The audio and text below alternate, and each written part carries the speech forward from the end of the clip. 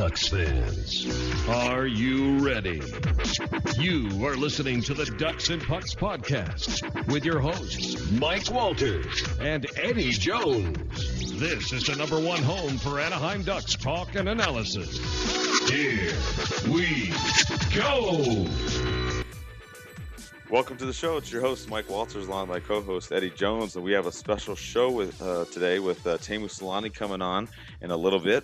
We're going to talk about some of the action revolving around the Ducks this last week. Rickard Rakell is now going to be in the World Cup. We'll talk about Vermette a little bit more as we did on the last show. And we'll also talk about how the Ducks did in the JD Power rankings, as well as Ducks and Angels night at Angel Stadium. But with us now is going to be Teemu Selanne. He's going to talk to us about the Fedorin Cup and more. And welcome on the show. Thanks for coming on, Teemu. Anytime, guys. So Teemu, what's going on? You know, I mean, I know you've been retired and it's summertime, and you know you've been golfing and doing other things. What have you been up to lately? Well, actually, I just came back from Finland. We were there 2 months, and I run my couple hockey schools there for a little bit. And actually, I'm going back pretty soon too. I'm going to be part of the Finnish ice hockey team for the World Cup. So that's going to keep me busy for next month or so. And I think overall, it's going to be a good time to get back to the hockey a little bit after 3 years, pretty much taking the time off. Yeah, I noticed that. I mean, you know, we saw you at the Fedorin Cup yesterday. That was a lot of fun. That you know, you're back out there on the ice. How did that feel? Because I think you tweeted out it's been since you know that series against the Kings. Yeah, actually, that was the first time when I had a gear on since that Game 7 against the Kings. So that felt a little weird. I have been on the ice maybe 10 times total in the 2 years, but it's more coaching, so I haven't really been skating much. But that felt pretty good, actually, and it was a lot of fun. And every time we can play hockey and for any kind of charities, it's a big thing for me too. Yeah, and you seem to have fun. You scored a couple goals out there. You almost had a hat trick. You had the camera on as well. I mean, you just seem to have a blast out there. Absolutely. I kind of missed it a little bit, you know. And it would be nice to play some kind of games here too, so just for fun. But you know, normally the ice time is like 11 o'clock at night or 6 in the morning. You know, I don't think that's for me right now.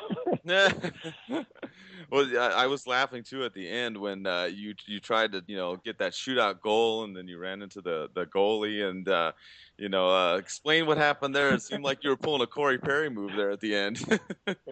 Yeah, I tried to do a little different stuff, and the goalie got, I think he was a little lucky too, but it's all about good humor and a lot of fun. So, but it was fun to see my old teammates, and I haven't seen those guys for a while, so it was a really nice reunion for us too. All right, the alumni game's coming up in October on the 22nd, and obviously you're going to be there, and some of the Oilers greats are going to be there too. Are you looking forward to that game that's coming up in October? Oh, absolutely. Anytime when I have a chance to go back to Winnipeg, it's very, very special for me, and obviously now playing outdoor game against the Oilers, they're going to have a great lineup, Gretzky and Curry and Messier and those guys, and you're going to have a Havertz and other guys. So it's going to be obviously great experience, and I think I have to skate a couple more times before I go there. So so it's going to work nice. But, I really look forward to go there. Yeah, and with the new jerseys, obviously you've seen them. Do you know what number you're going to wear yet? Are you going to go with 8? You're going to go with 13? Do you know for sure? I haven't talked about that, but I hope 13. I think the best memory is from there is when I was 13. So hopefully that's available. Yeah, well, I'm sure they'll make it available if it's not. So. And hopefully, if Randy Carl is going to come back, I don't know if he can. Obviously it's during the season, but he could have number 8. So. And, the draft just went by. We saw, Patrick Laine go number 2. We saw Jesse Puljujarvi go number 4. And we saw Olli Juolevi go number 5.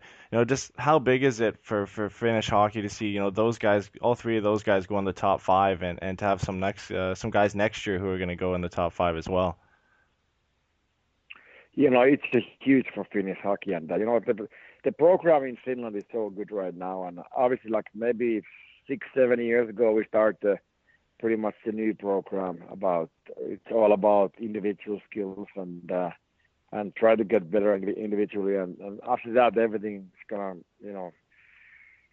be easier to build the good teams, and so we're gonna have a great future for a long time. There's a lot of, like you said, a lot of more young guys coming up, and anytime when you see 3-4 guys, I think it was 4 guys who went to the first round, so it gives a lot of confidence for the younger generation, and believe that they can do it too. So all the teams back home, they take a lot of pride to do a good job, so we're very proud of that. Do you think Patrik Laine is going to be the guy who can, kind of carry the torch that you left behind as the Finnish Flash in Winnipeg? He's gonna be great. Obviously, it's a lot of pressure to go there after my rookie season, but as long as he doesn't think about that too much, and that he can just play his own game. He's a big boy. He can shoot. He can play physical. He's gonna get a great impact right away, and obviously he's gonna have a chance to play with the top players right away. So I think the expectations are very high there, and hopefully he can stay healthy too. That's what it takes to have success. You need to have a lot of luck too. You talk about making an impact, Teemu. What's next for you as far as in the world of hockey? I know you talked about going back to Finland and doing everything there, but as far as the NHL, is there any aspirations? I mean, I get questions a lot of times about maybe you trying to coach or do something else. Is there anything like that maybe that you could talk about or you think about for the future? Well, like I said, I think it's time to take a little bit next step back to hockey again. Mm-hmm. But not too much. I think the coaching, it's just, it's a full commitment, and, you spend more time in the rink than as a player. So if you want to do that, you have to be ready for that. And I don't think I'm ready for that. But maybe something like, I think I could be a part-time, and like every time when the team is home, I could be some, be a coordinator for the power play or something. I haven't really think about that too much, but I think my mindset is that I can take the next step and get back to closer to the hockey right now. But this is actually a great kickoff for me to go with the Finnish national team to World Cup, and it's about 1 month adventure. So let's see how much I enjoy that, and go from there. And see what happens next. Sounds good. Talking about the Ducks a little bit, obviously some changes in the off season and whatnot. What do you think about Randy Carlyle coming back? You played for him before. What do you think how he's going to do with the Ducks a second time around? I think he's going to be great. Actually, I was very happy to hear that, because I think, first of all, he's a winner, and he knows how to handle his players, especially with the big boys, Getty and Perry, and he can really motivate those guys really well. And same hand, there's only a few guys from that team that who won the cup and the time when he was here. So I think he can bring a lot of new elements for that hockey team here. And it's he's gonna be tough for the players and fair. I think that's what it takes. And I really believe that they're gonna have a great year this year. Yeah, that was actually my next question. They lost some players and whatnot, and some people have even asked, are you going to come back too? And that's what some people have asked. And I said, I don't know. I go, I think he's pretty happy in retirement and doing what he's doing now with Finland and hitting the golf course and all the other things that have to offer. I'm thinking that's what how you feel right now, right, Teemu? Yeah, absolutely. The last 2 years I've been really enjoying this lifestyle, and I'm very active. I play a lot of tennis, a lot of golf. We're traveling. We have 4 kids that keep us busy. So it's actually really nice to live the life now that there's no everyday commitments. There's no schedule. So I've been enjoying this time. But I think, like I said, it's time to take next step. And but I haven't really missed the games that much. Again, like I played first time yesterday and today. I was a little sore, so there's a reason why I don't play anymore. Well, you looked good out there. I mean, you were really, moving out there, and those couple of breakaway chances you had. I mean, the one you snowed the goalie and it didn't go in, but the other ones you were able to get them in there. You looked like, you hadn't missed too much, in my opinion. I think it would take 2-3 weeks. I'm still in really good shape because of the tennis, but I'm very happy right now, and I think I retired in the perfect time, and now I can just watch and laugh. So that's a good program. Yeah, and we hope to see your kids come up too as well. I mean, they've been both both your oldest boys doing really well. It seems like it'd be interesting to see them, obviously progress just like you did. Yeah, it's very interesting too, and especially my middle one, he's now in Wisconsin to play the USA HL League, and obviously a lot of work and a lot of pressure too. But they seem to enjoy that, and that's always nice to see, and so it's gonna be interesting to see how far they can go. But as long as they don't take too much pressure over the dad's career, so it's never easy because everybody's comparing always them with me. So it's not very fair, but that's how it goes. Yeah, that's a very valid point, Teemu. I mean, that's true. It makes a lot of sense. I've seen that, with other players as well and whatnot. But we look forward to the Ducks next season. Look forward to seeing you around as well, and we really appreciate you coming on the show. And just wish you the best in everything that you do. Thanks, guys. Appreciate it. Well, it was great to have Teemu on, Eddie, and yesterday was a treat for people too as well. If you went to the Fedorin Cup, you were able to see him play, and like we talked about in the interview, he had a couple goals and some breakaways, and it was fun to see him out there and skate again. He had a really good time. He was smiling and playing with the guys.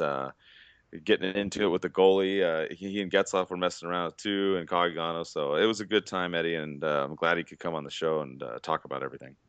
I think he's lying. I think he could still play. I think he's enjoying the retirement life a little bit too much. He's playing tennis, golf. He's going back to Finland. I think he's enjoying it a little bit too much. But no, I mean, he's definitely in shape. He could still play.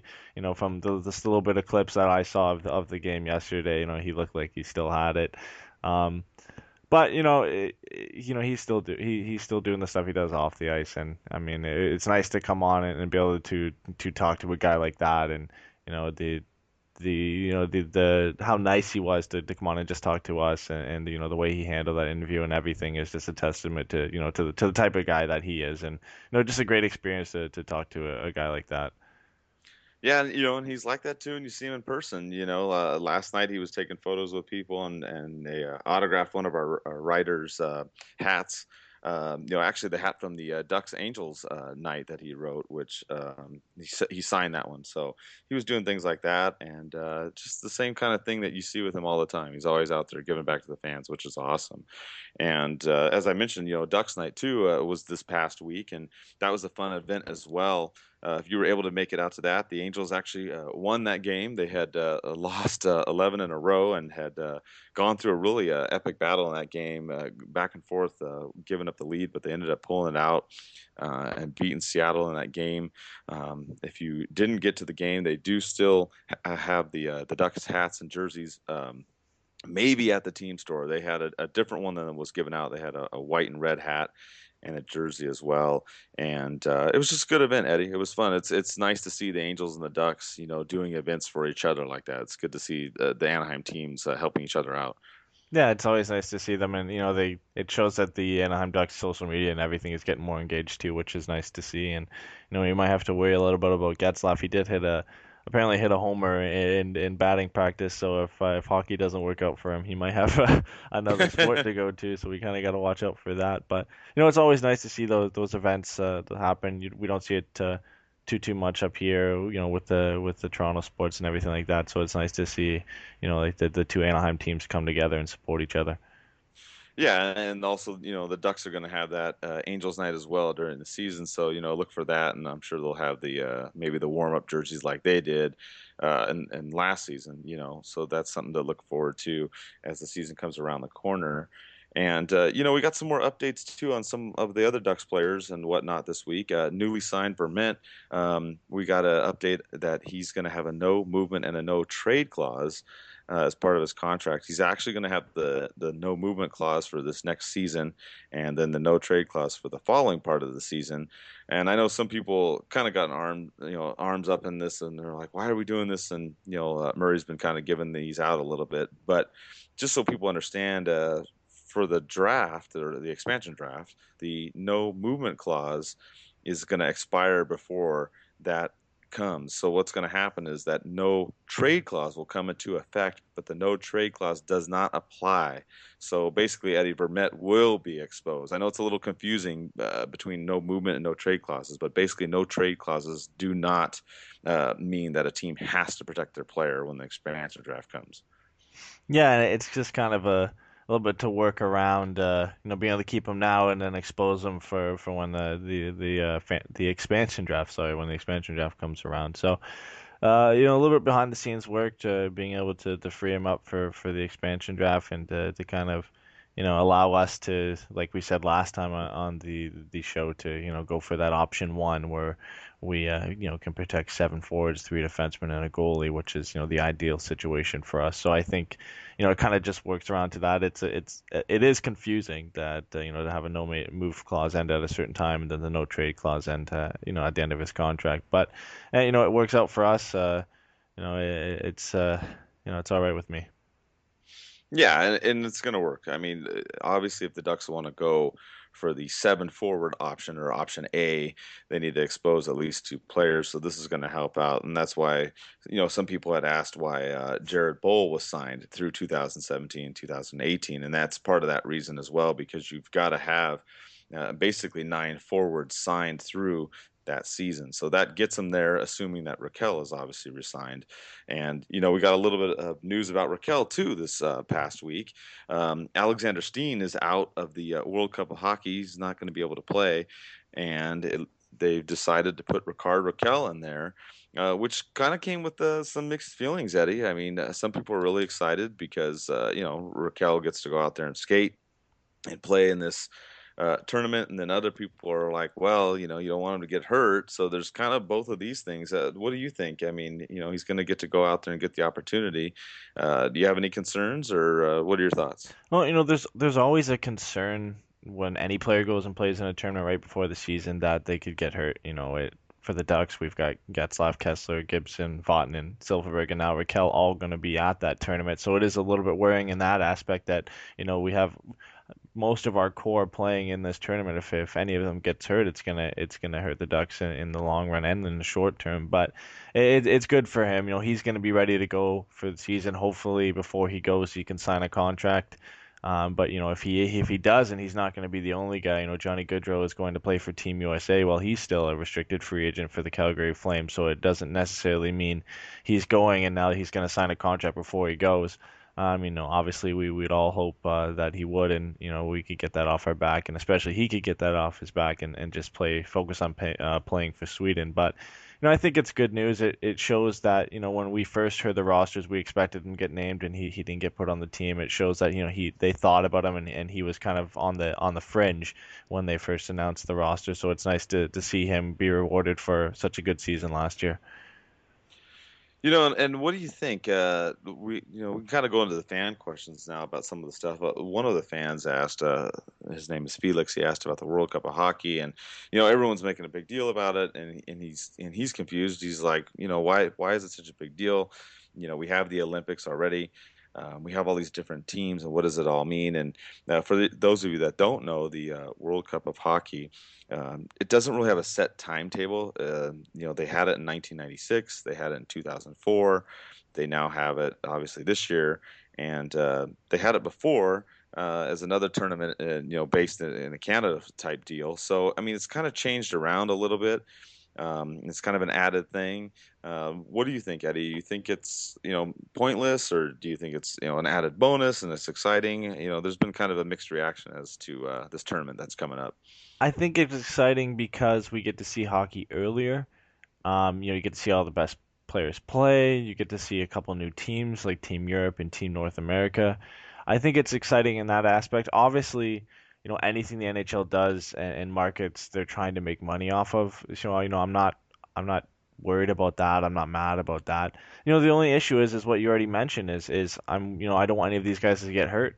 It's right before the start of the season. I think that's the main issue for a lot of people is we're seeing all the top players or most of the top players in the NHL go out and play in this tournament. And if any of them get hurt, the fan base right away is going to hate that tournament. If Connor McDavid goes out for Team North America and he gets hurt, Oilers fans are going to hate the tournament. If Sidney Crosby goes out for Team Canada and he gets hurt, Penguins fans are going to hate the tournament. It all depends how the players play throughout the tournament. If somebody gets hurt, that fan base isn't going to like it. As it stands right now, that's the only thing I worry about. But you can't be really mad at the NHL for trying to generate more revenue through this tournament. They do it all the time, so it's not something that worries me too much. Yeah, I agree with you. I mean, I think obviously they're trying to make money. They have, the newer jerseys and whatnot and the things that they're going to do.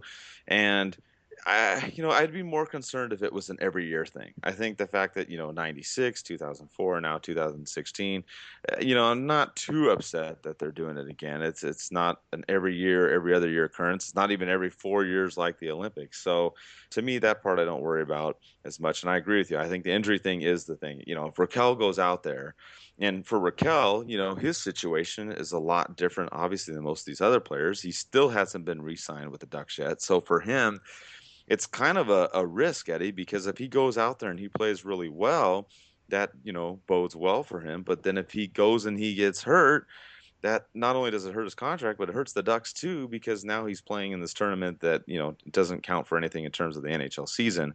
So it is a little bit of a risk on Rakell's part, Eddie. Yeah, and like you said, if he does play well, that bodes well for him in signing a contract if he doesn't sign one before he goes. But if he plays bad, that kind of works into the favor for the Ducks. I don't think it really changes too much, if he plays bad or if he plays well. I think more so if he, was the leading scorer on the team, then that might affect the contract situation. But, I think they have to be relatively close in their numbers right now in their term, and I think they're just working out all the final details. I wouldn't expect it to take too much longer. We're almost at the end of August. You would hope that by August 31st that they'd both be signed, or at least before a rookie camp, but you never know. So it's something that we're still waiting on, and he could go into the tournament without a contract. Yeah, I think you're right, though. I mean, it's got to be getting close. Like you said, we're here in September, towards the end of September now, and something's got to, give. I mean, you also have Lindholm as well out there, and depending on which website you look at, but if you look at Cap Friendly, the Ducks are around 7 million, that they're saying in cap space. So something's going to happen. One thing I thought maybe, but I don't know if it would go down, would be maybe a bridge deal for Rakell, like we had talked about before, but also one maybe for Lindholm. But I don't really see that happening, though, Eddie. I think with Lemieux as the agent and whatnot, they're going to be pushing to get a long-term contract. So I think it kind of goes along the line of, some of the other stuff we talked about, whether there's going to be more trades or signings. And I think something else definitely has to happen, or if the Ducks are going to keep both these guys. Yeah, and we've mentioned it before, and how it's going to be a kind of a domino effect, and if a trade's going to happen, the amount of fan questions we get every week, and the Ducks going to trade Fowler, who are they going to trade? Are they going to trade somebody to free up cap space? We really don't know. I mean, we can only speculate. We've come up with what seems like millions of different possibilities Yes. that the Ducks could do. I mean, we all know they would what looks like they have to trade somebody on defense. There's too many guys, sitting on the blue line right now, especially on the left side. Stoner's an option they could trade. Dupre's an option. Fowler's an option. We've been hearing these, every month in and out of different questions, and it's just something we're gonna have to wait for. And it's unfortunate that the contracts and the trades kind of hinge on each other right now, because it makes making a deal harder on the GM, and we can only imagine what Murray's trying to do right now to get these two core players signed, but also try and find that left wing that he talked about. And it still hasn't changed. I mean, I'm getting sick of saying it every week that it's kind of a wait and see thing, but it's hard to say anything else right now. We can speculate and say, Dupre or Stoner are going to be traded to relieve cap space, or Fowler's going to finally be traded for that top line left wing, or Lindholm won't sign a contract and he might get traded. But, we're just fueling the flame. Anything could happen, and, we just kind of have to wait. Well, what's funny is you talk about anything can happen, and this is kind of another question that we had Felix ask us about, and this is something that I don't know if we talked about it on a previous podcast, but you and I have definitely talked about it, and so have other people on the staff too. But Felix brings up this question about whether or not the Ducks should take one of the defensemen and play them as a forward. So, forget the trade and all this other stuff, but what about okay, we get Rakell, Lindholm, get those knocked out, figured out however we do, but moving a defenseman into a forward spot. And I think it's an interesting thing, Eddie. I mean, I don't think a lot of the Ducks defensemen could do it, but one interesting one would be Vatanen if they were to do that. I mean, I'm not saying that it's something the Ducks should do, but it's definitely something to look at. I mean, you've seen Tampa Bay do it for a while now. You've seen a few other teams do it for a while now. What do you think, Eddie? You think that's something that the Ducks might try and do, since they've got 8 or 9 defensemen, and if you count Shea Theodore as well in the mix? Yeah, it's possible. Not many defensemen can do it. We've seen Buffalo do it with Winnipeg, and obviously with Chicago before. Brent Burns has done it before in the past. Those are the only two that really come to mind. I know Tampa did it with Schuster to play him on the fourth line, but that was mostly because they had a lot of injuries up front. So you don't see it often. And really, in my opinion, there's not many defensemen who could do it. I feel like Erik Karlsson could probably do it if he wanted to.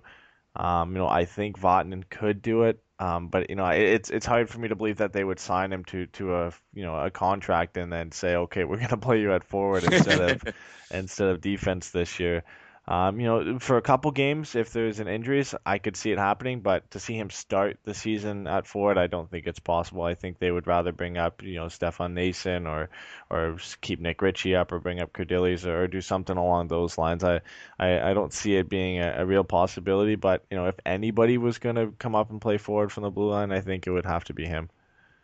Yeah, I agree. I don't think, especially with Carlisle behind the bench, I really don't think it's a possibility. Unlike, like you said, if someone gets hurt, maybe then that could happen. But yeah, of all of them, I would think it would be Vatanen. But yeah, you're right. It is kind of interesting. Hey, we signed you to this big contract, but hey, we're going to have you play offense. Everyone would be like, what? What are you talking about? But yeah, I think that's the only real kind of situation that you would see that happen.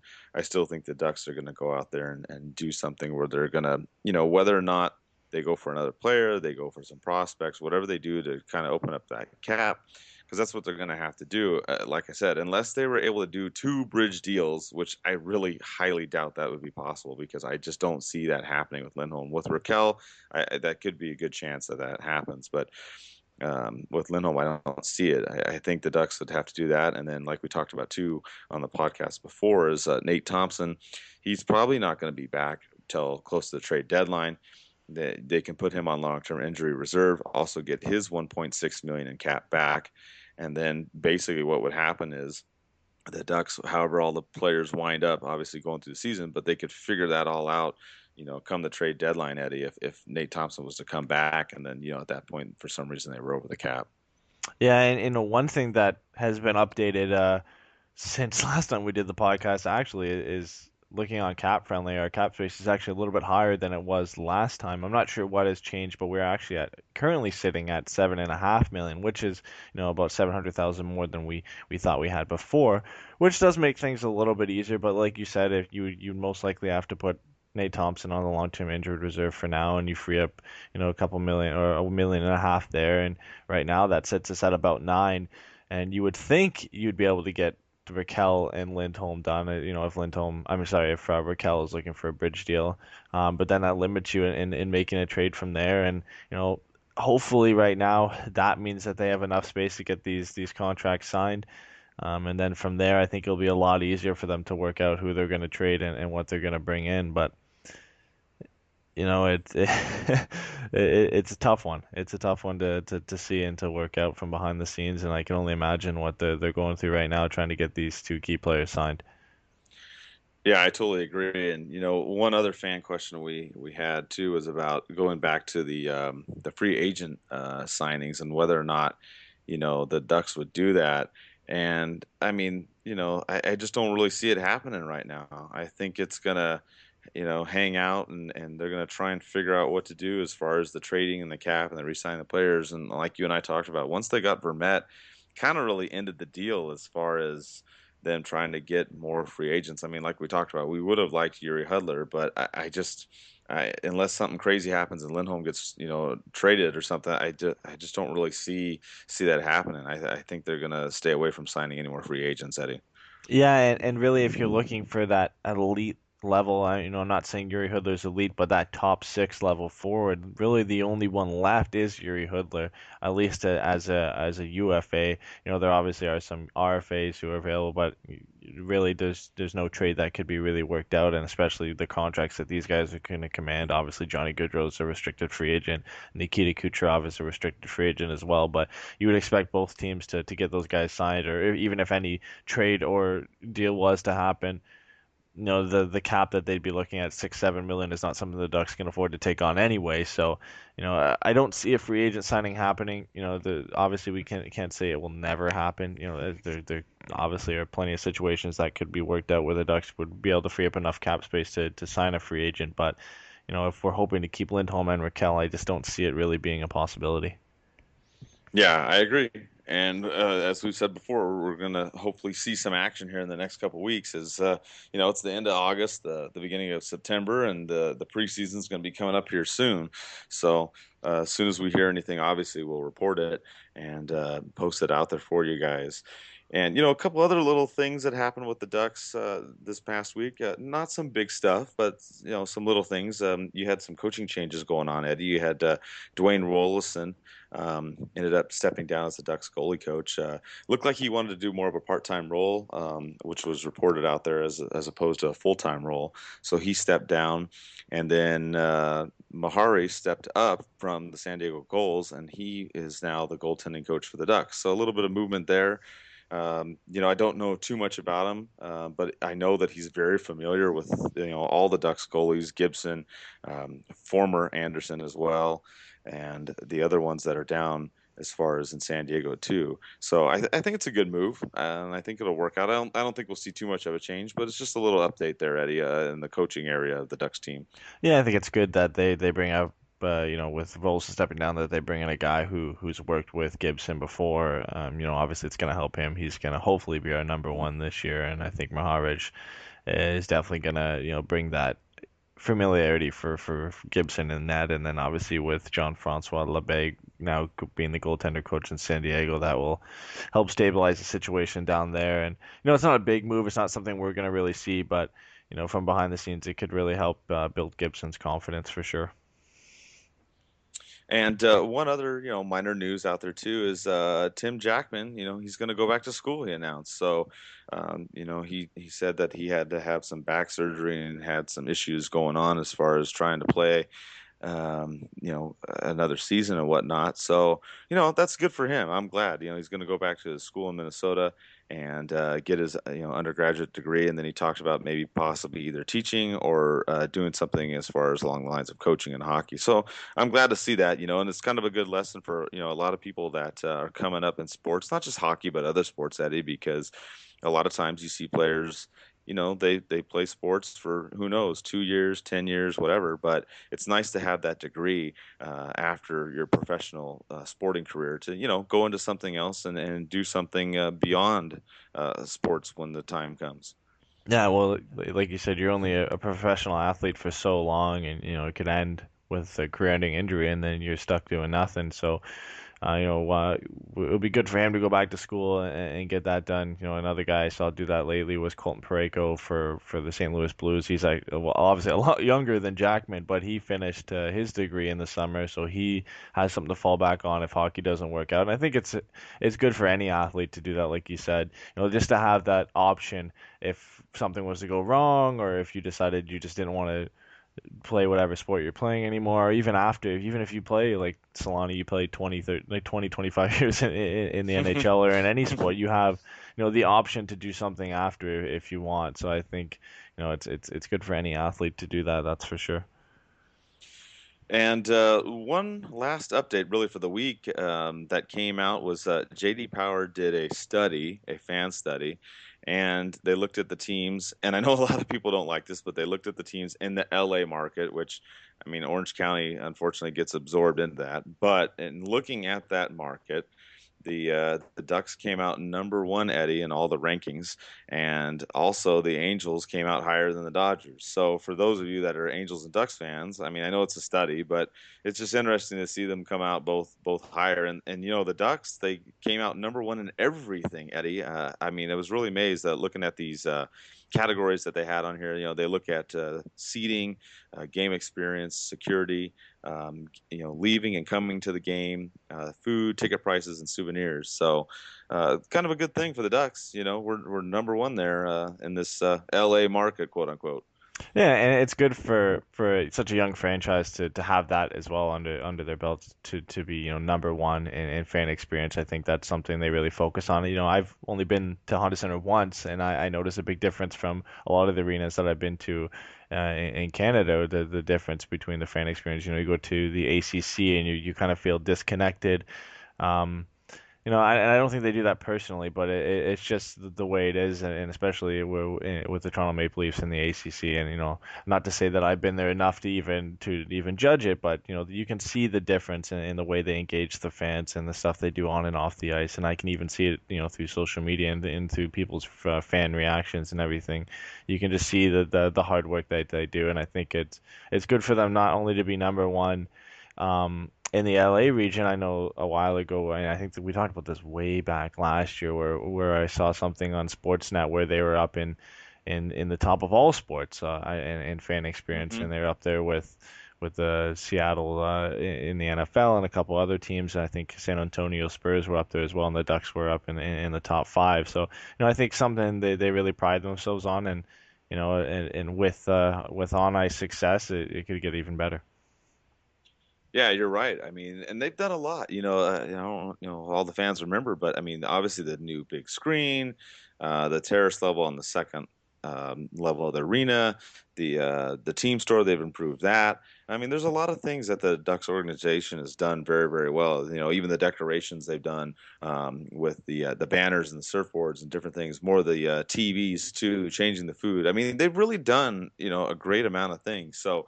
It's nice to see them come out in the study on top, and just for those of you that are asking, the way that the study ranked it out is the Ducks were number one.